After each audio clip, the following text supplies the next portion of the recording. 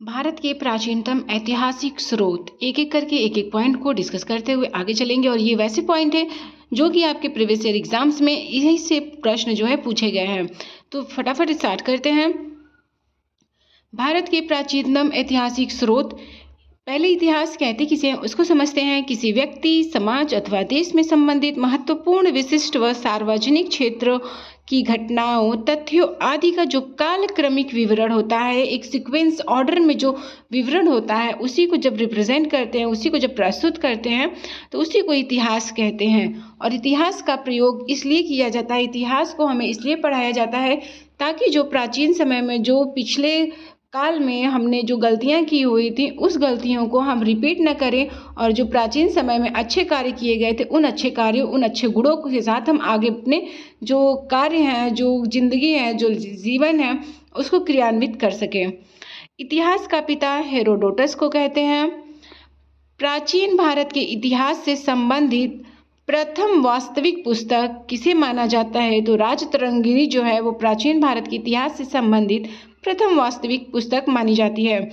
उत्कीर्ण चिन्ह वाले प्राचीनतम सिक्के को आहत सिक्के कहा जाता है। सिक्कों के अध्ययन को मुद्रा शास्त्र कहते हैं या फिर न्यूमेरिस्मेटिस्ट कहते हैं। मुद्रा शास्त्र सिक्कों के अध्ययन को कहा जाता है। भारत में प्राग ऐतिहासिक खोज प्रारंभ करने का श्रेय डॉक्टर प्राइम रोज को दिया जाता है। वहीं अगर देखा जाए तो भारतीय प्राग ऐतिहासिक अध्ययन से संबंधित इंडिया किसकी कृति है? तो ये प्री हिस्टोरिक पुस्तक है, वो स्टुअर्ट की पुस्तक है। चीनी यात्रियों ने अपनी यात्रा वृत्तांत में भारत के लिए किस शब्द का प्रयोग किया है? इन तू शब्द का प्रयोग चीनी यात्रियों ने अपने यात्रा वृत्तांत में किया हुआ है। उत्कीर्ण लेखों के अध्ययन को क्या कहा जाता है? तो यहाँ पर उत्कीर्ण जो थे चिन्ह वाले, जब उत्कीर्ण चिन्ह वाले होंगे तो उसको आहत सिक्के कहते हैं। और उस प्रकार के लेख को क्या कहा जाता है? तो अभिलेख शास्त्र के नाम से जाना जाता है, एपिग्राफी। लिपियों के विकास के अध्ययन को पुरालिपि विधा कहा जाता है। सर्वप्रथम भारतवर्ष नाम का उल्लेख किस अभिलेख से प्राप्त होता है? तो हाथी गुफा अभिलेख से सबसे पहले भारतवर्ष का नाम प्राप्त होता है। प्राचीन भारत का सर्वप्रथम सुनियोजित इतिहास किसने तैयार किया? तो V.A. स्मिथ ने तैयार किया। प्राचीन भारतीय इतिहास को जानने के लिए किन स्रोतों का प्रयोग किया जाता है? तो उसको, प्राचीन जो भारत की इतिहास है उसको जानने के लिए हम धार्मिक ग्रंथ के द्वारा, ऐतिहासिक ग्रंथों के द्वारा, पुरातात्विक साक्ष्यों के द्वारा तथा विदेशी विवरण इत्यादि के द्वारा प्राचीन भारतीय इतिहास को जान सकते हैं। ब्राह्मी लिपि को सर्वप्रथम किस विद्वान ने पढ़ा था? तो जेम्स प्रिंसेस। और अशोक के मोस्टली जितने भी लेख लिखे गए थे, जितने भी उनके स्तंभ थे, वो सभी ब्राह्मी लिपि में ज़्यादातर लिखे गए थे। और ब्राह्मी लिपि को सबसे पहले जेम्स प्रिंसेस ने पढ़ा 1837 में। भारत के प्राचीनतम ग्रंथ वेद का संकलन किसे माना जाता है? तो महर्षि कृष्ण द्वैपायन को जो है भारत के प्राचीनतम ग्रंथों के वेदों का संकलक माना जाता है, संकलक कर्ता माना जाता है। महर्षि कृष्ण द्वैपायन को वेद व्यास, यानी कि वेद व्यास का पूरा नाम महर्षि कृष्ण द्वैपायन है। नेक्स्ट है, पौराणिक मान्यता के अनुसार भारत के प्राचीनतम राजा कौन थे? तो ये मनु जो है वो भारत के प्राचीनतम राजा थे। वायु पुराण में किस वंश का उल्लेख है? तो गुप्त वंश। कौटिल्य के अर्थशास्त्र से किस वंश का इतिहास की प्राप्ति जानकारी मिलती है? तो मौर्य वंश की जानकारी मिलती है कौटिल्य के अर्थशास्त्र से। यहाँ पे प्रश्न पूछता है कि अर्थशास्त्र के रचनाकार कौन है? तो कौटिल्य है। और चरक संहिता का संबंध किससे है? अगर ये पूछे तो चरक संहिता का संबंध जो है चिकित्सा से है। जैन धर्म का प्रारंभिक इतिहास किस ग्रंथ से प्राप्त होता है? कल्पसूत्र से। और इस कल्पसूत्र में जो जैन धर्म के भद्रबाहु थे, उन्होंने जैन धर्म के जितने भी तीर्थंकर है, इस इतिहास है जो जैन धर्म का, उसका संकलन इसी कल्पसूत्र नामक पुस्तक में किया है भद्रबाहु ने। नेक्स्ट पॉइंट है, मत्स्य पुराण किस वंश से संबंधित है? आंध्र सातवाहन वंश से मत्स्य पुराण संबंधित है। विष्णु पुराण किस वंश से संबंधित है? मौर्य वंश से। खरोष्ठी लिपि किस प्रकार की लिपि है? तो ये जो है लेफ्ट टू राइट यानी कि दाएं से बाएं की तरफ लिखी जाती है।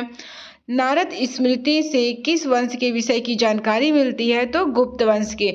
यहाँ से 3 वंश याद रखना है, विष्णु पुराण, मत्स्य पुराण, सातवाहन वंश, विष्णु पुराण, मौर्य वंश, खरोष्ठी लिपि लेफ्ट टू राइट, और वहीं नारद स्मृति की बात करें तो गुप्त वंश।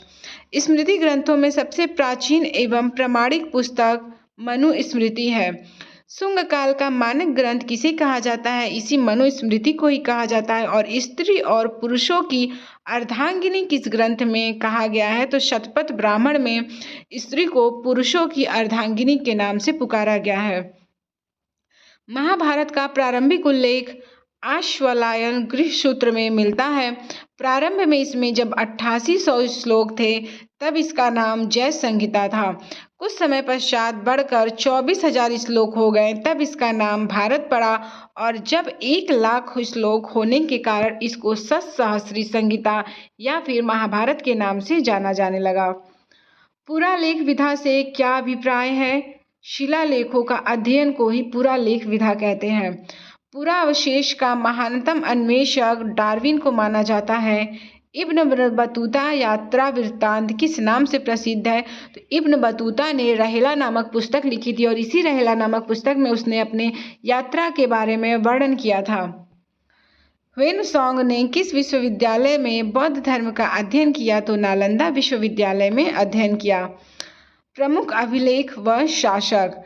हाथी गुफा अभिलेख को बनवाया था कलिंग नरेश खरवाल ने। और हाथी गुफा का संबंध क्यों इम्पोर्टेंट है? क्योंकि यहाँ पर सबसे पहले भारतवर्ष नाम का जिक्र मिला था इसी हाथी गुफा अभिलेख में, जो कि कलिंग नरेश खारवाल ने बनवाया था। एहोल अभिलेख को पुलकेशिन द्वितीय ने, नासिक अभिलेख गौतमी बलश्री ने, जूनागढ़ अभिलेख रुद्रदामन ने, प्रयाग स्तंभ अभिलेख समुद्रगुप्त ने, मंदसौर अभिलेख मालवा नरेश यशोवर्मन ने, ग्वालियर अभिलेख की बात करें तो प्रतिहार नरेश भोज ने, देवपाड़ा अभिलेख बंगाल शासक विजयसेन ने, वहीं भीतर व जूनागढ़ अभिलेख की बात करें तो स्कंदगुप्त ने। बौद्ध स्तंभ लेख से किसकी जानकारी मिलती है? शुंग काल की। ह्वेनसांग ने अपनी यात्रा वृत्तांत का वर्णन किस पुस्तक में की है? सीयू की। ह्वेनसांग ने अपनी यात्रा का वर्णन सीयू की में एक पुस्तक में किया है। अरबी भाषा की पुस्तक किताब उल हिंद किसकी रचना की? अल-बरूनी ने। जो अल-बरूनी को इस तरीके से याद करेंगे कि किताब उल हिंद अल-बरूनी की पुस्तक है। मोरक्को का यात्री इब्न बतूता। यहाँ से प्रश्न पूछता है कि इब्न बतूता कहाँ का यात्री था? तो मोरक्को का यात्री था, और यह मोहम्मद बिन तुगलक के समय में तुगलक के दरबार में भारत आया, और इसने तुगलक ने उसे दिल्ली का काजी के नाम से नियुक्त किया। इसको मोहम्मद बिन तुगलक ने दिल्ली का काजी के रूप में नियुक्त किया था। मार्को पोलो द्वारा किस राज्य की यात्रा का उल्लेख मिलता है? तो पांड्य राज्य की यात्रा का उल्लेख मार्को पोलो करता है। वहीं पतंजलि के महाभाष्य के रचनाकार पतंजलि ने किस वंश के इतिहास का पता चलता है? तो शुंग वंश के इतिहास का पता पतंजलि के महाभाष्य से चलता है। आगे है फाहयान, ह्वेनसांग, त्सिंग, ये सब के बारे में है कि ये सभी चीनी यात्री थे। तो फाहयांग 399 से 414 ईसा तक भारत में रहा, और इसने भारत का विवरण नामक पुस्तक की रचना की। यह प्रथम चीनी यात्री था जिसने समुद्रगुप्त द्वितीय विक्रमादित्य के समय भारत की यात्रा की। तो ह्वेनसांग चंद्रगुप्त द्वितीय के समय में भारत आया था, या फिर कह सकते हैं कि चंद्रगुप्त द्वितीय या फिर विक्रमादित्य के टाइम में यह भारत की यात्रा किया था। और इसने गुप्त काल में वस्तु विनिमय का माध्यम कौड़िया तथा राजप्रसाद यानी कि राजमहल की जो देव निर्मित बताया है। इस प्रकार से इसने अपनी भारत दशा का विवरण किया हुआ है। तो ये जो पुस्तक है वो फाहयान की है। वहीं ह्वेनसांग की पुस्तक का नाम सीयू की है, और ये जो है हर्षवर्धन के शासनकाल में भारत आया था। त्सिंग जो थे वो प्रसिद्ध बौद्ध भिक्षुओं की आत्मकथाएं लिखा था, और ये जो है चीनी बौद्ध यात्री जो नालंदा विश्वविद्यालय में अध्ययन कर रहा था। सती प्रथा का प्रथम लिखित साक्ष्य की बात करें तो 510 ईस्वी में भानुगुप्त के एरड़ अभिलेख में सबसे पहले मिलता है। तो यहाँ से प्रश्न पूछ सकता है कि एरड़ अभिलेख जो है एरड़ अभिलेख को किसने बनवाया? तो भानुगुप्त ने। और इसमें क्या इम्पोर्टेंट है? तो सती प्रथा का सबसे पहले जिक्र इसी में मिलता है 510 ईस्वी में। ये तो थी कुछ इम्पॉर्टेंट आपकी हिस्ट्री की सबसे पहले चैप्टर की, जो कि भारत के ऐतिहासिक स्रोत हैं, ऐतिहासिक चीज़ें हैं, ऐतिहासिक पॉइंट्स हैं, और यहाँ से हर एक एग्जाम में प्रश्न पूछे गए हैं। जिस प्रकार से मैं बता दूं एक बार फिर से कि यहाँ से इतिहास के पिता के बारे में पूछता है, उत्कीर्ण चिन्ह को आहत सिक्के से प्रश्न पूछा हुआ है, मुद्रा शास्त्र भी इम्पॉर्टेंट है, और यहाँ से चीनी यात्रियों का वृत्तांत इन ईटू में है। वहीं अगर देखें तो अभिलेख शास्त्र का संबंध किससे है, ये जो क्वेश्चन है वो इंग्लिश में पूछता है, और इंग्लिश वाले पोर्शन में ये यहाँ से प्रश्न पूछता है। लिपियों का विकास, पूरा लिपि विधा, ये तो इम्पॉर्टेंट है नहीं, लेकिन भारतवर्ष का नाम का उल्लेख सबसे पहले हाथी गुफा अभिलेख में मिला, और हाथी गुफा अभिलेख को किसने बनवाया? तो नरेश खरवाल ने इसको जो है बनवाया था, ये इम्पॉर्टेंट है। और उसके बाद प्राचीन भारतीय इतिहास को जानने के लिए कितने स्रोत हैं? तो इसमें तो विदेशी विवरण, पुरातात्विक साक्ष्य इत्यादि हैं। अशोक के सबसे ज़्यादा जो लेख हैं वो किस भाषा में लिखे गए हैं? तो ब्राह्मी लिपि में, और ब्राह्मी लिपि को सबसे पहले जेम्स प्रिंसेस ने पढ़ा था, ये इम्पॉर्टेंट है। प्राचीनतम ग्रंथ जो है, सबसे प्राचीनतम ग्रंथ यानी कि ऋग्वेद, सबसे प्राचीनतम ग्रंथ का मतलब है ऋग्वेद के संकलन किसने किया? तो महर्षि कृष्ण द्वैपायन वेदव्यास ने किया था। और वहीं देखा जाए तो वायु पुराण का संबंध किस वंश से है? तो गुप्त वंश से। कौटिल्य का प्रश्न हमेशा पूछा है कि अर्थशास्त्र के रचनाकार कौन है? कौटिल्य, और इनका संबंध मौर्य वंश से है। जैन धर्म का प्रारंभिक इतिहास कल्पसूत्र से मिलता है, और कल्पसूत्र की रचना भद्रबाहु ने किया था, और जो भद्रबाहु थे वो श्वेतांबर संप्रदाय था उसके स्थूलभद्र थे, और जो दिगंबर संप्रदाय था उसके जो अध्यक्ष यानी कि हेड थे वो भद्रबाहु थे। आगे चल के यहाँ से पूछता है खरोष्ठी लिपि किस तरह से लिखी जाती है? ये इम्पॉर्टेंट है। सबसे प्राचीनतम प्रमाणिक पुस्तक मनुस्मृति है, ये इम्पॉर्टेंट है। वहीं स्त्री को पुरुषों की अर्धांगिनी शतपथ ब्राह्मण में कहा गया, ये इम्पॉर्टेंट है। और कई बार एग्जाम में पूछा गया इस महाभारत वाले पोर्शन से कि महाभारत का जब 8800 श्लोक था तो क्या कहा जाता था? जय संहिता। और जब 24,000 श्लोक था तो फिर भारत और सहस्त्री संहिता तब कहा गया जब महाभारत में 1,00,000 श्लोकों की संख्या बढ़कर हो गई। वहीं आगे देखें तो पूरा इब्न बतूता से प्रश्न पूछा है कि इब्न बतूता कहाँ के यात्री था? मोरक्को का। इसकी पुस्तक का नाम क्या था? रहला इसकी पुस्तक का नाम था। वेनसोंग किसके दरबार में आया था? हर्षवर्धन के।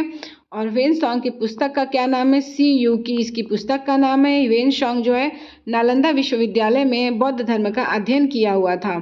अभिलेख से यही मैंने बताया, अभिलेख से सिर्फ यही हाथी गुफा अभिलेख इम्पॉर्टेंट है, नरेश खरवाल।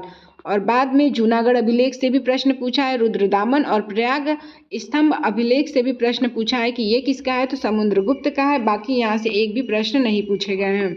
नेक्स्ट है बौद्ध स्तंभ लेख से किसकी जानकारी मिलती है? तो शुंग काल की जानकारी जो है, शुंग वंश की यानी कि शुंग काल की जानकारी बौद्ध स्तंभ लेख से मिलती है। और इनके पुस्तक का नाम मैंने बताया। और किताब उल हिंद जो है अल-बरूनी ने लिखा था। अल-बरूनी किसके काल में आया था वो इम्पॉर्टेंट है। ये इब्न बतूता वाला पूरा इम्पॉर्टेंट है। मोहम्मद बिन तुगलक, जब हम पढ़ेंगे मेडवल हिस्ट्री वहाँ पे मोहम्मद बिन तुगलक की हिस्ट्री पढ़ेंगे तो वहाँ से ये इम्पॉर्टेंट है। मार्को पोलो द्वारा किस राज्य की यात्रा की गई? ये इम्पॉर्टेंट है। पांड्य वंश की। और पतंजलि का महाभाष्य कई बार पूछा हुआ है, तो महाभाष्य कई बार पूछा है तो क्या पता इस बार शुंग वंश के बारे में पूछ ले, इसलिए ये इम्पॉर्टेंट है। बाकी ये जो फाहयान है इनकी पुस्तक का नाम था भारत दशा का विवरण। सीयू की जो है वेनसोंग है। और इस सिंगेक जो है प्रसिद्ध बौद्ध भिक्षुओं की आत्मकथाओं को लिखा हुआ है इन्होंने। सती प्रथा का सबसे पहला जो मिलता है साक्ष्य वो भानुगुप्त के एरड़ अभिलेख से मिलता है। एरड़ अभिलेख किसका है? भानुगुप्त का है।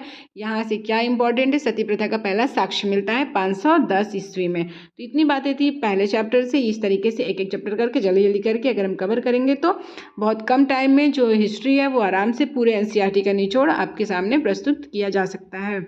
मिलते हैं नेक्स्ट क्लास में। आज के लिए सिर्फ इतना ही। जय हिंद, जय भारत।